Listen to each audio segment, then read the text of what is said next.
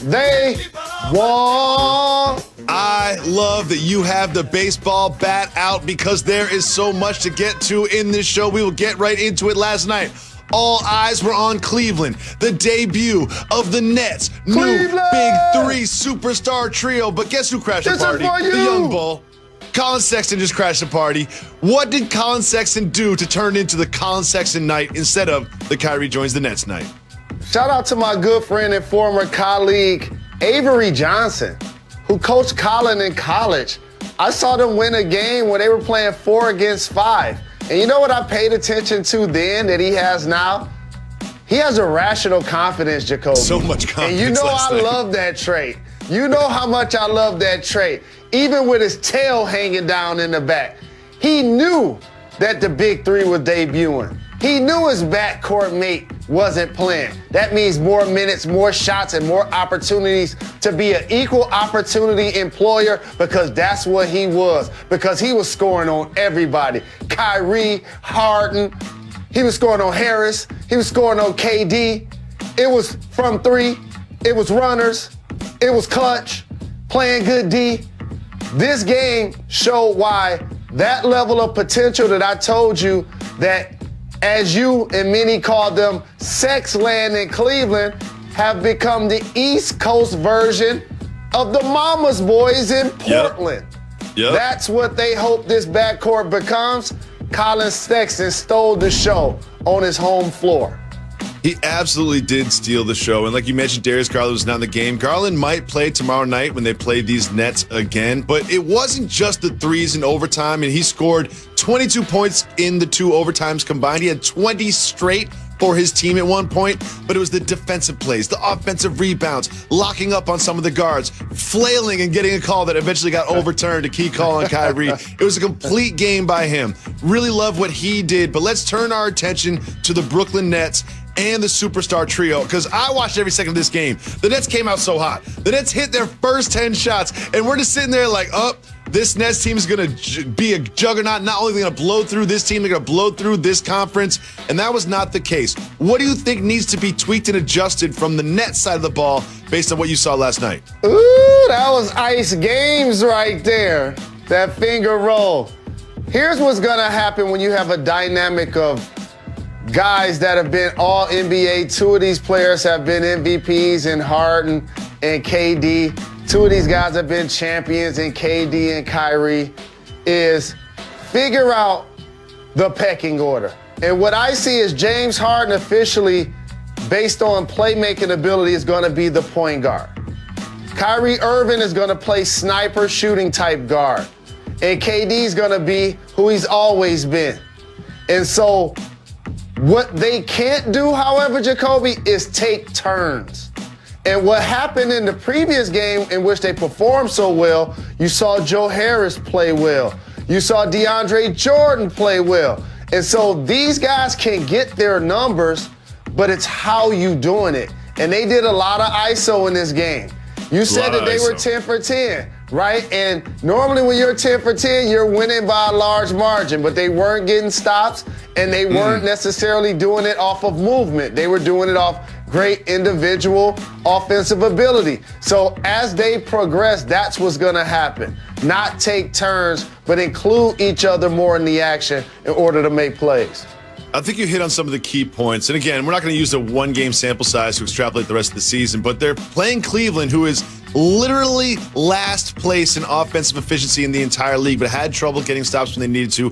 A lot of isolation, not necessarily playing off each other. And don't forget, to bring in James Harden, they had to sacrifice what was one of their key strengths, which was their depth.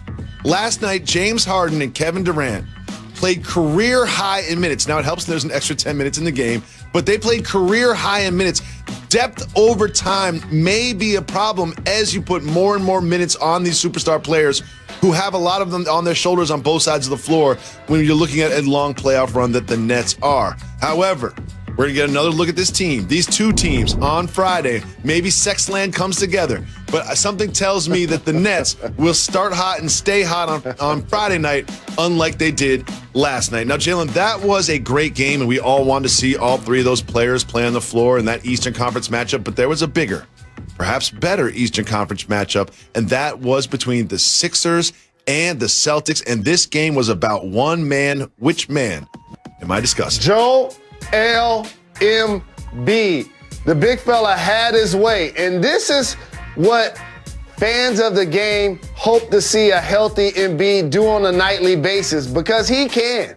And when you start talking about the top 6 to 10 players in the league, Joel Embiid is in that conversation, Jacoby. He's a capable three-point shooter, but he's a dominant post player. The most dominant in the league, turning over both shoulders, up and unders, signature moves, jump hooks, all of that. You put a small guy on him, he's going to punish him. And so they do a terrific job of understanding to get him the ball in the operating area. And though Tice had a good game for the Celtics, he doesn't have the physical build to play against Embiid, as you see in that clip right there.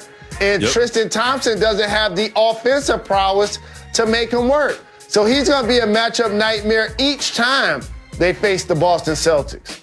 We've always talked about the Boston Celtics, and the Rockets last year got so much attention for going small, but the Celtics were already there playing Daniel Tice at center and not really having a true big man outside of Cantor last year. They bring in Thompson. You expect Thompson to be that. He has not been that this year. And as you mentioned, Tice had a great game on one end of the floor, but on the other end of the floor, he was getting cooked by Joel Embiid. And Joel Embiid is now shooting 37% from three. Think about that. He's usually around 30 to 33%, 37% from three. He's got his turnovers down to less than they've ever been in his career. He's playing great. And this team has got the 4th in defensive efficiency. A lot of people don't think about the Sixers as truly a defensive juggernaut, but they're 4th in the league right now in defensive efficiency. They look really good heading into the midway of the season. Hopefully they can stay on top of the East as they are right now by a half a game. And he's not going to forget that. That was pregame. Then we get going. Nets were hot off the beginning here. Isolated against Cedi Osman. Kyrie, crossover. That was pretty. Brooklyn would keep it going here. Still in the first. Nets are up 6. That's a turnover by Cleveland. Harden, KD, Kyrie, all running the fast break. That puts Colin Sexton and Osman in a tough spot on D, but Harden finds Kyrie, easy layup. And when I say easy, I mean easy. They started 10 for 10 from the field against Cleveland, but they were down 2 at the half. Let's go to the third. This is when the defensive issues began for Brooklyn. Down 4 off the Irving miss. Cavs in transition. That's Larry Nance Jr. The pass to Sexton, and that's pretty. Driving to the hoop. As you look again, because Harden tries to steal the ball, and try is the key word there. Kyrie lets Sexton by a measly. KD doesn't even try to contest the shot. That's an issue. Cavs were 11 of 13 on uncontested field goals in the third, and they were up by 9 heading into the final quarter. 6 minutes to go. Down 8, trying to come back. This is Harden. We know he can do that. He's been doing that for years. He finished with a 21-point triple-double. Under 3 to go. Brooklyn down 5. KD weaving his way through traffic there and hits the jumper. He had a team-high 38 points. They'll take that. Nets cut it to a one-possession game. Joe Harris. They paid him all kinds of money. He misses, but Kyrie does not. There for the big putback as you look again. The offensive board paying off there. Kyrie had 37. 11 seconds to go. Sexton with the turnover there. Kyrie with the ball. Watch what happens here. Foul called, lots of contact, but by whom? It's ruled an offensive foul. Nets would challenge, but look, I mean, hey, the elbow right there, they would challenge. It would actually be reversed. What? Yes, I know. We got to go to overtime because the result of that was a jump ball. So a minute left in overtime. Cleveland up by 3. Larry Nance Jr., clutch from the wing. We are tied at 120. Defense, not really. Harden drives, kicks it to an open Jeff Green. He's been around for like 100 years, and he knocks it down. Nets up by 3. 5 to go. Still 3-point game. Sexton over Kyrie with 1.2 seconds left. I said remember his name. Look at the bench. Kevin Love. Remember he won the ring with Kyrie in 16. Asterius Garland their height. 1.2 left. KD, he's played 50 minutes here, Jay. Gets a look, falls short. So we need a second overtime. Beautiful. Just over 3 to go. Cavs up 4. Kyrie, he's played 48. Remember they were thinking about his conditioning as he tried to come back. That was short. Then Sexton says, watch me. Right over Kyrie. And he wasn't done. A couple possessions later, Sexton again. He's an 8th overall pick in 2018 out of Alabama, and he was as hot as could be last night for Cleveland late in this game. Harden. He's played 51 minutes. Conditioning also a question with him. Leaves that three-point attempt shy. And Sexton, one more time. Whoa. Why not? Over Green. He scored 20 straight points for the Cavs during overtime. Finished with a game-high 42 points. Cavs win 147-135 in double OT. Here's Brooklyn. We'll have good nights. We'll have great nights. But it's how we galvanize this group together and how we sacrifice and compromise for the greater good. You know, and that still remains to be seen. Obviously, one game's out the way, but I'm excited for what's to come. Some great glimpses. You know, we started off the game very, very, very good. Just the entire game, we just got to find a way to get stops when we need to. It felt right. It felt perfect. It felt like we belonged together. You know, it felt like, you know, this journey together is going to be fun. You know, it was a tough first start, and especially it was an up and down game for us. But, you know, I like where we are. So let's look at the lineups, because that's going to be something to keep an eye on all season long, really. When all three of the big three played together last night, Brooklyn outscored Cleveland by 3. When KD and Harden played, just those two, Brooklyn was +6. And for just 3 minutes, when Harden was the only member of the big three on the floor, the Cavaliers outscored the Nets by 11. Let's bring in our NBA analyst, Kendrick Perkins. And Perk, you played with Kyrie for a couple seasons there in Cleveland, so I think you know him better than most for sure. Based on how Steve Nash structured his minutes, what's the most important thing we should take away from Kyrie's return last night?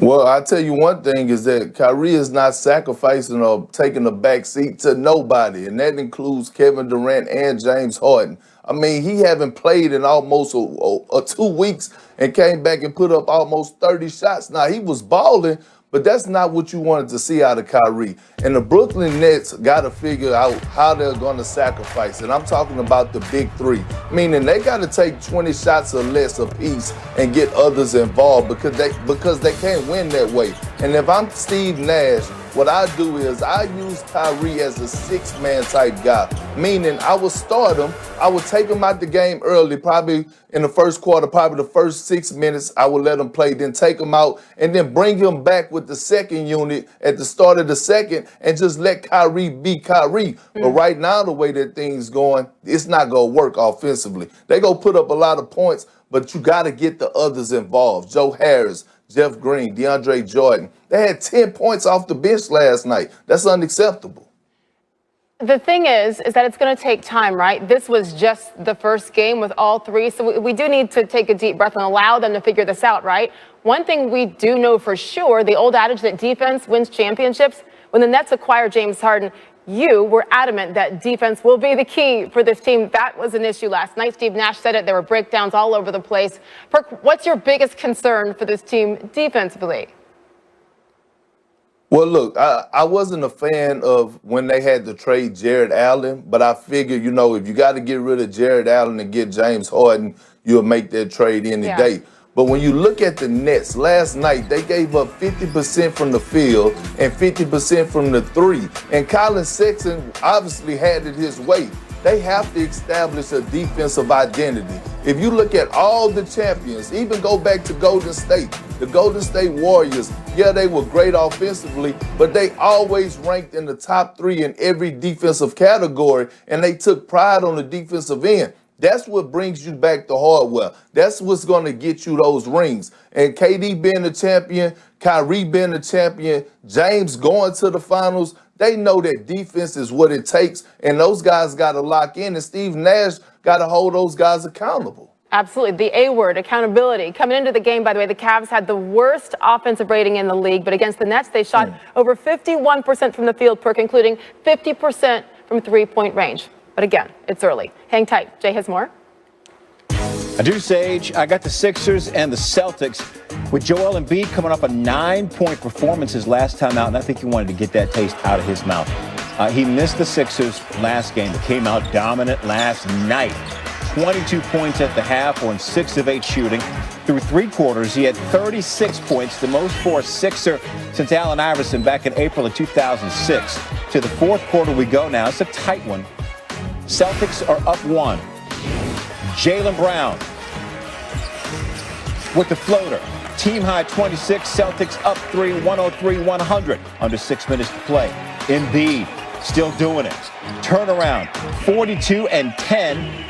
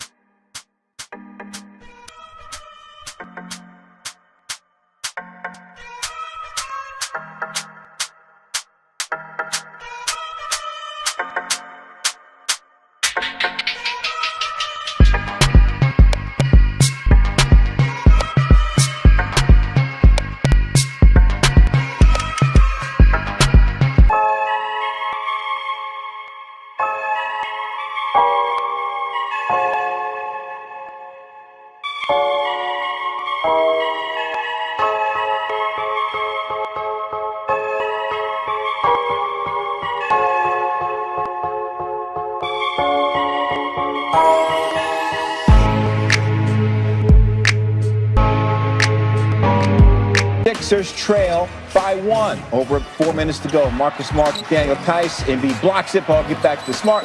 Goes for the layup. Danny Green called for the goaltend. Celtics tied at 105. Smart finished with 25 a little later. Sixers passing around the perimeter. Green for 3. That's what he does. 12 points on the night. Sixers up 3. 2:15 to play. Embiid to Tobias Harris. Cousin backing down to Javonte Green. Layup. Harris finished with 22. Sixers going to win 117-109. How about the performance from Joel Embiid? He's the first Sixer with a 40-point, 10-rebound game against the rival Celtics since Charles Barkley. He did it way back in 1987. That is some Hall of Fame company right there for Joel. The Sixers moved to 10-2 this season when Embiid plays.